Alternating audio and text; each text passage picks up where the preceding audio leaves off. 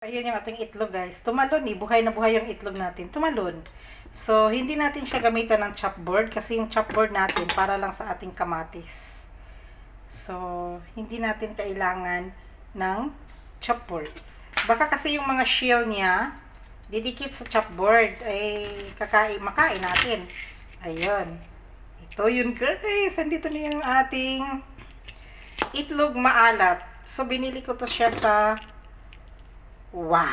binili ko to sa market kagahapon. Ito, guys, itlog maalat to, salted eggs. So, ngayon, ang ilagay natin is, mayroon tayong bowl dito. Tatanggalin lang natin siya. O, ganon. O, itlog maalat.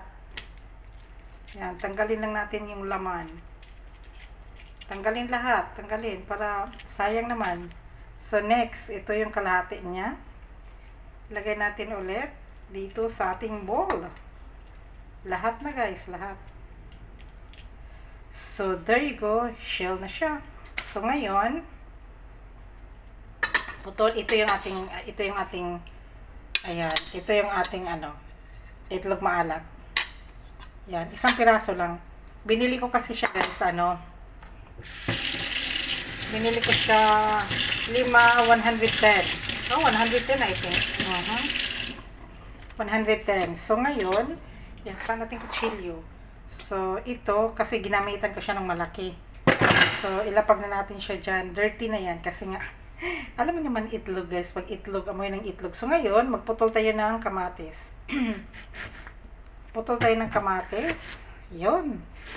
Sobrang sarap ng ating kamatis, guys. Hindi siya masyadong pula kasi mas masarap tong hindi masyadong pula. Ma-feel mo yung sarap. Crispy. I mean, crunchy. Hindi rin crunchy. Ma-feel mo yung tigas ng kamatis. Naging crunchy.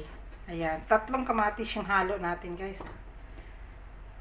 Marami kasing kamatis na ito. Mas masarap eh. Wala naman na tayong halo. Kamatis lang talaga ihalo niyan. Tapos kakain ka ng kanin. Ganon. Oh. Yun.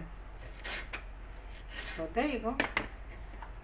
Ito na, guys, ang ating salted eggs with kamatis. Nakikita niyo yan, guys. I-mix-mix lang siya, guys. Ayan, i-mix-mix lang. Ayan, makikita niyo yan.